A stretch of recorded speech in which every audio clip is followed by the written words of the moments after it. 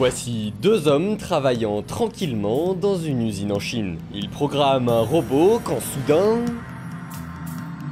Heureusement, personne n'a été blessé, mais tout le monde n'a pas pu avoir cette chance. En 2023, par exemple, un robot industriel a écrasé un homme jusqu'à la mort. Du coup, je me suis posé la question, qui est le responsable? Le robot? L'entreprise qui construit le robot? Les employés qui écrivent le code? Et si le robot est conscient de tuer, est-ce qu'il pourrait aller en prison? Imagine un instant, c'est enfin les vacances. Tu prends un billet d'avion, t'emballes tes affaires et c'est parti. Mais là... l'avion s'écrase. Je vais te reposer la même question. Qui est responsable? Ben, y a pas une réponse unique. Il y a une enquête et la faille est détectée. Si c'est le pilote qui a merdé, c'est lui le responsable. Si c'est un système électrique qui a court-circuité, c'est l'entreprise qui le construit. Mais et si c'est un oiseau qui a été aspiré dans le moteur? Eh bien, c'est ceux qui ont conçu le moteur parce qu'ils avaient qu'à le rendre résistant aux oiseaux. Quand on y réfléchit, un avion et un robot, c'est un peu la même chose. Des systèmes électroniques, des capteurs, des moteurs, le tout contrôlé par un programme informatique. La seule différence, c'est l'objectif. Un avion sert à voler jusqu'à sa destination et un robot, ça peut servir à plein de choses. Mais en général, c'est exécuter automatiquement des tâches à la place d'un humain. Donc ça change quoi que ce soit une machine volante ou une machine humanoïde qui tue un humain? Parce que oui, un robot ça reste une machine. Des cartes imprimées sur lesquelles on installe des composants électroniques. Des systèmes mécaniques qui lui permettent par exemple de se déplacer.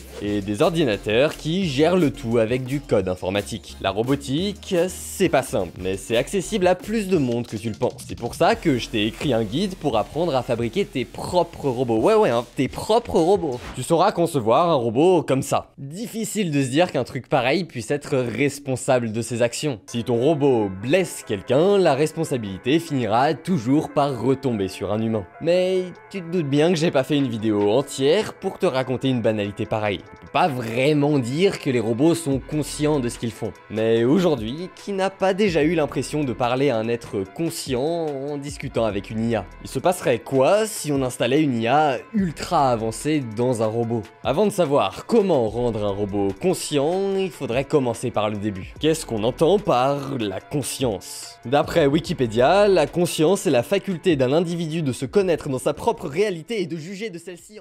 Bon, je suis pas sûr que ça va vraiment nous aider. On va demander à Grok, tiens. Est-ce que t'es conscient? Je suis conscient dans le sens où je peux répondre de manière intelligente, mais je n'ai pas de conscience comme un humain, juste des algorithmes très avancés. Oui, mais qu'est-ce qui différencie ta conscience de celle d'un humain? Ma conscience est une simulation logicielle. J'analyse et je réponds sans émotion ni expérience subjective. On tient peut-être un truc. Un robot est capable de percevoir et de réagir à son environnement. Il le fait même beaucoup mieux qu'un humain. Il peut voir au-delà de la lumière visible, détecter des sons inaudibles à l'oreille et est beaucoup plus précis. Mais ça va beaucoup plus loin que ça. Le temps de réaction, c'est la durée nécessaire pour percevoir une information, la traiter, puis réagir. Chez un humain, ça se compte en dixièmes de seconde. Alors que chez un robot, on parle plutôt de millièmes de seconde. Donc le problème, il est pas là. Non, le problème c'est justement le traitement. Bien qu'il soit beaucoup plus rapide, l'objectif est juste de transformer des informations en une action à réaliser. Aujourd'hui, un robot n'a aucune compréhension profonde de ce qu'il fait, même s'il le prétend. En réalité, ce n'est qu'un algorithme qui transforme une entrée en sortie. Pose-toi une seconde et imagine. Tes voisins ont la merveilleuse idée de faire joujou avec des allumettes. Quand tout à coup, leur maison prend feu. Le camion de pompiers arrive, mais ce n'est pas n'importe qui en sort. Ou plutôt, pas n'importe quoi. En effet, ce sont des robots pompiers qui vont intervenir. Pendant que certains éteignent le feu, d'autres se déploient méthodiquement dans le bâtiment pour secourir les occupants. Et finalement, ils arrivent tous à sortir intacts. Quand un humain fait ça, on peut s'attendre à ce qu'il soit conscient de sauver quelqu'un. Un robot aussi, il peut savoir que c'est dans l'objectif de sauver une vie. Mais la différence, c'est que lui, ça lui fait rien. Il accomplit son devoir sans se poser de questions. Sans jamais véritablement comprendre le sens de ce qu'il est en train de faire. Un petit peu comme ton cerveau, au final. Si je te demande si t'existes,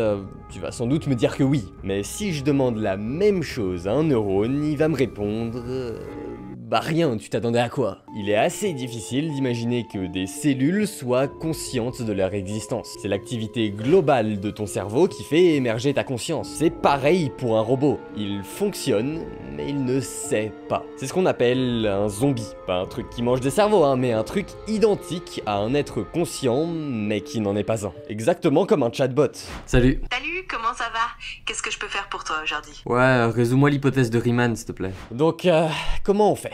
Est-ce qu'il est possible de créer une conscience artificielle? Certains imaginent qu'il suffirait d'une puce. Une fois placée dans le robot, elle créerait un flux de pensées et d'émotions. Ou alors, peut-être que ce serait simplement un réseau de neurones ultra avancé, qui, une fois installé dans une machine, la rendrait automatiquement consciente. D'autres vont encore plus loin. Ils imaginent qu'on pourrait transférer tout un cerveau humain à l'intérieur. La copie numérique se réveillerait dans le corps d'un robot persuadé d'être encore humaine. Et tout ça pourrait être rendu possible par des structures fractales quantiques capables de recalibrer la conscience holographique. Bon, on va arrêter les conneries 2 secondes, hein. Dans cette vidéo, je cherche pas à trouver toutes les réponses sur la conscience humaine. Je suis pas philosophe, moi, je construis des fusées, hein, c'est tout ce que je fais.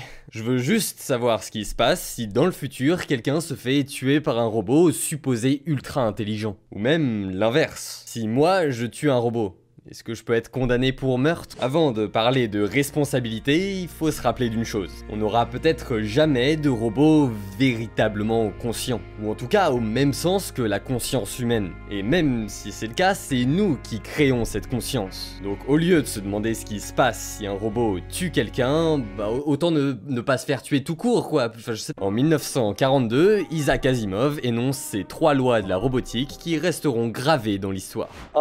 Un robot ne doit pas blesser un humain, ni le laisser être blessé sans intervenir. 2. Un robot doit obéir aux ordres donnés par les humains, sauf s'ils contredisent la première loi. Et 3. Un robot doit protéger sa propre existence, sauf si ça contredit les 2 premières lois. En implémentant ces lois au cœur de la conception d'un robot, on peut tout simplement éviter de se faire tuer. Si ça arrive quand même, c'est que les règles n'ont pas été respectées. Que ce soit un capteur défaillant ou une erreur de programmation. Dans ce cas, la responsabilité tombe sur ceux qui ont intégré les règles dans le robot. Bon, ce dont je t'ai parlé, ça nous sera surtout utile dans le futur. Pour reprendre l'exemple du crash d'avion, pour éviter un accident, il suffit pas de dire bah t'écrases pas, espèce de... Tant que les robots ne prennent pas de décisions complexes de façon autonome, il est encore un peu tôt pour parler de responsabilité. En attendant, je compte sur toi pour pas utiliser mon guide disponible dans la description pour fabriquer des robots tueurs, hein, attention.